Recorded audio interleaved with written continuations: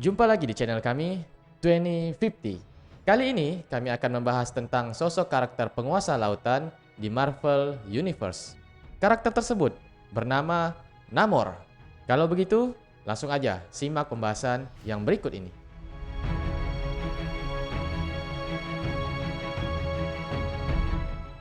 Kisah hero satu ini bermula pada tahun 1915 ketika seorang Perdana Menteri Inggris yang bernama Winston Churchill menugaskan seorang penjelajah kenamaan Inggris yang bernama Sir Ernest Shackleton untuk pergi ke benua Antartika dalam upaya untuk menemukan letak lokasi logam langka yang bernama vibranium. Namun, dalam perjalanannya tersebut, kapal yang dinaiki oleh Sir Ernest Shackleton yang bernama Endurance mengalami kecelakaan hingga ia dan seluruh awak kapalnya tewas tak bersisa. Mendengar kabar kecelakaan yang terjadi terhadap kapal Endurance tadi, pihak pemerintah Inggris pun lalu segera mengirimkan penjelajah lainnya yang bernama Leonard Mackenzie, yang kala itu merupakan salah satu penjelajah termuda yang dimiliki oleh Inggris. Leonard Mackenzie mempunyai misi yang serupa seperti misi yang diberikan oleh pemerintah Inggris terhadap Sir Ernest Shackleton, yaitu untuk mencari lokasi keberadaan logam langka vibranium di benua Antartika. Dengan bantuan dari seorang ahli telepatis yang bernama Paul Destin, Leonard Mackenzie pun akhirnya memulai perjalanannya menuju ke benua Antartika. Ia bersama seluruh awaknya berangkat dari Inggris menuju Antartika dengan menggunakan kapal yang bernama Oracle. Awalnya, perjalanan yang mereka lalui terasa lancar saja, hingga masalah pun terjadi ketika kapal yang mereka naiki terpaksa harus diberhentikan karena terdapat bongkahan es raksasa yang menghalangi jalur perjalanannya. Leonard Mackenzie yang saat itu merupakan kapten dari Oracle akhirnya memutuskan untuk menggunakan bahan peledak guna untuk menghancurkan bongkahan es yang telah menghambat perjalanannya. Ledakan demi ledakan pun terjadi hingga seluruh bongkahan es tadi hancur dan tenggelam ke dasar Samudra Atlantik. Namun, yang saat itu tak diketahui oleh Leonard Mackenzie adalah bahwa perbuatannya itu telah mengakibatkan kerusakan serius terhadap kerajaan Atlantis. Pasalnya, bongkahan es yang ia ledakan tadi tepat berada di atas wilayah kerajaan Atlantis, yang mengakibatkan pecahan-pecahan dari bongkahan es tersebut jatuh ke dasar samudra dan merusak beberapa bangunan yang berada di wilayah kerajaan Atlantis. Hal tersebut akhirnya membuat Kaisar Takor dari kerajaan Atlantis mengirimkan putrinya yang bernama Putri Fen untuk pergi menyelidiki apa yang terjadi di lokasi ledakan yang telah mengakibatkan kerusakan pada beberapa bangunan di wilayah kerajaannya. Tanpa membantah, Putri Fen pun segera berangkat menuju lokasi di mana ledakan tadi terjadi. Di sana, ia melihat sebuah kapal dan beberapa orang yang berada di atasnya. Ia lalu menyelinap naik ke kapal milik Leonard Mackenzie tersebut, guna untuk mencari tahu apa yang ingin dilakukan oleh orang-orang di kapal tersebut dengan meledakkan bongkahan es raksasa yang mengakibatkan kerusakan terhadap kerajaannya. Sayangnya, usaha penyelidikan yang dilakukan oleh Putri Fen haruslah mengalami kegagalan. Sebab ketika ia sedang melakukan penyelidikan, ia ketahuan dan berhasil ditangkap oleh awak kapal Oracle, yang ketika itu menganggap ia sebagai penumpang gelap di kapal tersebut. Setelah diinterogasi dan dianggap bukan merupakan sebuah ancaman, akhirnya Putri Fen pun dibebaskan dan dipersilahkan untuk tinggal dan mengikuti perjalanan yang kapal Oracle lakukan untuk menuju ke benua Antartika. Dalam perjalanan itulah, akhirnya Leonard Mackenzie dan Putri Fen memulai hubungan mereka. Berawal dari obrolan sederhana, mereka pun menjadi teman. Lalu, seiring berjalannya waktu, hubungan mereka menjadi semakin dekat. Dan akhirnya, mereka saling jatuh cinta hingga mereka memutuskan untuk menikah. Kaisar Takor yang mendengar kabar tersebut memutuskan untuk mengirim pasukannya ke kapal Oracle. Pasukan tersebut diperintahkan oleh Kaisar Takor untuk membawa pulang Putri Fen secara paksa. Pasukan Atlantis yang dikenal kuat berhasil dengan mudahnya menghancurkan kapal Oracle serta membunuh seluruh awak kapalnya, yang ketika itu berniat untuk melindungi Putri Fen yang hendak dibawa paksa. Melihat seluruh orang-orang terdekatnya mati, termasuk suaminya sendiri. Putri Fen pun yang ketika itu tengah mengandung anak dari hasil hubungannya dengan Leonard Mackenzie, memutuskan untuk ikut bersama pasukan kerajaannya pulang kembali ke Atlantis. Anak yang berada dalam kandungan Putri Fen itulah yang kelak akan ia namai Namor, yang berarti putra pembalasan. Namor cilik tumbuh sebagai anak yang tangguh serta sangat mencintai kerajaannya. Di usianya yang muda, kekuatan pada diri Namor bahkan sudah muncul. Dan ketika ia beranjak dewasa, ia bahkan seringkali memimpin peperangan terhadap ancaman-ancaman yang akan mengganggu ketentraman kerajaannya. Pertemuan pertama Namor dengan pahlawan super lainnya terjadi pada tahun 1940-an.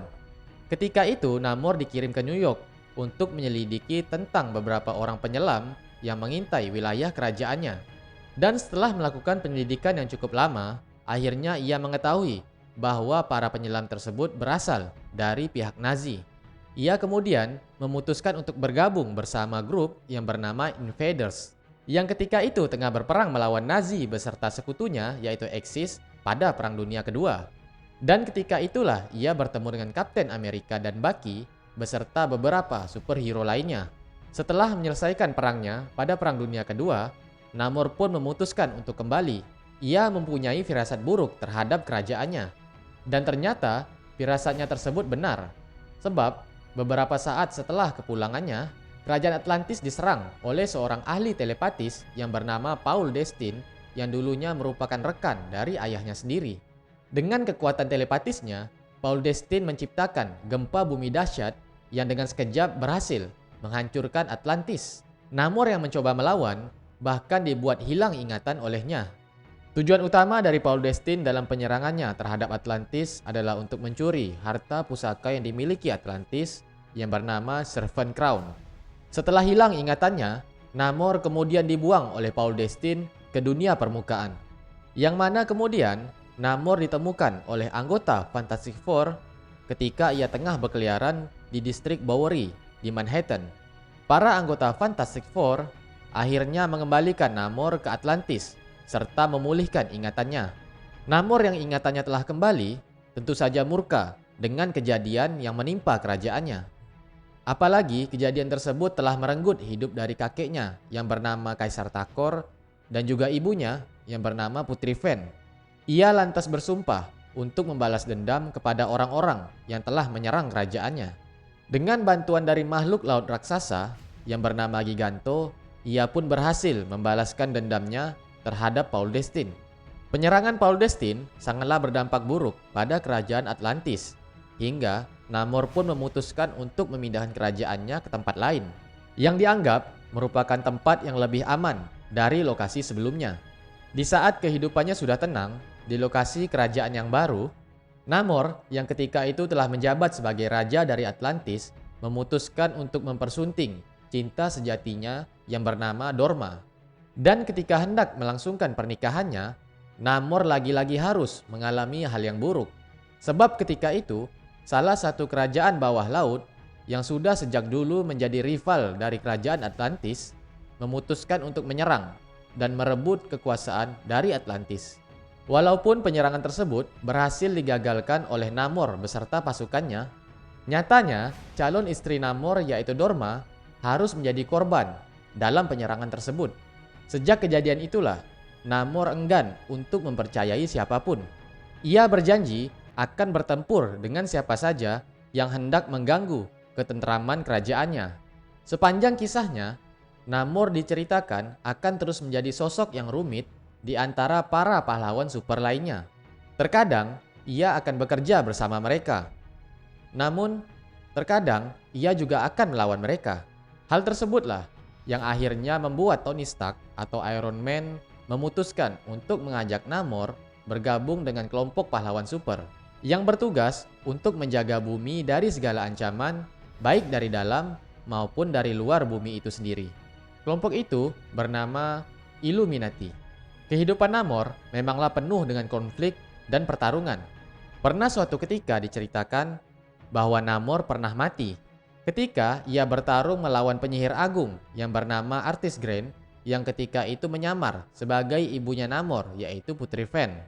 Melihat kejadian tersebut, membuat Neptunus merasa prihatin dan ia memutuskan untuk membangkitkan kembali Namor serta memberinya satu set baju besi emas yang dapat meningkatkan kekuatan Namor menjadi lebih kuat. Pada dasarnya, Namor merupakan makhluk Atlantean terkuat yang pernah ada sebab ia merupakan hybrid dari manusia dan Atlantean. Ia merupakan salah satu alpha mutant yang ada di dunia Marvel.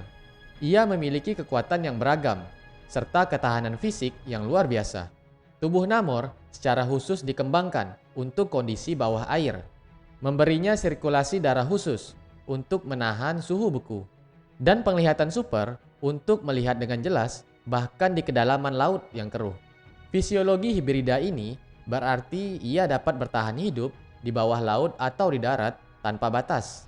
Meskipun ia sesekali masih membutuhkan air untuk bertahan hidup. Jika Namor terluka, entah itu akibat perkelahian atau apapun, maka tubuh Namor dapat menyembuhkan jaringan yang rusak lebih cepat daripada manusia atau kebanyakan kaum Atlantis lainnya. Efek penyembuhan Namor akan semakin dipercepat ketika ia berada di dalam air. Kemudian, Namor memiliki kecepatan super yang melebihi kedua ras orang tuanya. Contohnya, ketika di daratan, Namor mampu berlari sangat cepat, melebihi kecepatan atlet terbaik di dunia. Bahkan, ketika ia di bawah laut, ia mampu berenang secepat 345 mil per jam.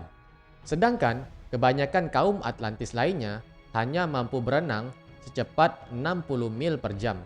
Selain kekuatan-kekuatan super di atas, Namor diketahui juga memiliki kemampuan untuk terbang di permukaan. Ia disebutkan memiliki sayap vestigial di kedua pergelangan kakinya. Ketika terbang dengan kecepatan normal, ia mampu melampaui kecepatan terbang dari beberapa pesawat militer Amerika. Namun, walaupun ia memiliki sayap di kedua pergelangan kakinya, ia nyatanya terbang menggunakan kemampuan telekinesisnya. Sedangkan kedua sayapnya tadi hanya ia gunakan untuk menyetir arah ketika ia sedang terbang di angkasa. Dan ketika terbang, diketahui juga bahwa Namor mampu mengangkat beban seberat 50 ton. Pengalaman hidup Namor selama ini, serta keterlibatannya dalam berbagai konflik, baik di bawah laut maupun dalam perang melawan manusia, telah memberinya banyak pelajaran dalam pertempuran. Dan dari situlah, ia mempelajari keterampilan dalam pertempuran bersenjata dan tidak bersenjata. Dan dengan latihan yang terus ia lakukan selama ini, Namor juga dipercaya memiliki kemampuan lainnya, seperti kemampuan berpedang, menembak jitu, dan mampu menggunakan beberapa senjata lainnya. Walaupun ia memiliki semua kekuatan itu, namun nyatanya Namor jarang sekali menggunakan kemampuan bersenjatanya, sebab ia lebih suka berkelahi dengan tangan kosong. Demikianlah pembahasan tentang karakter Namor dari Marvel Universe. Jika kalian menyukai video ini, silakan tinggalkan like, dan jangan lupa subscribe juga channel ini. And until next time.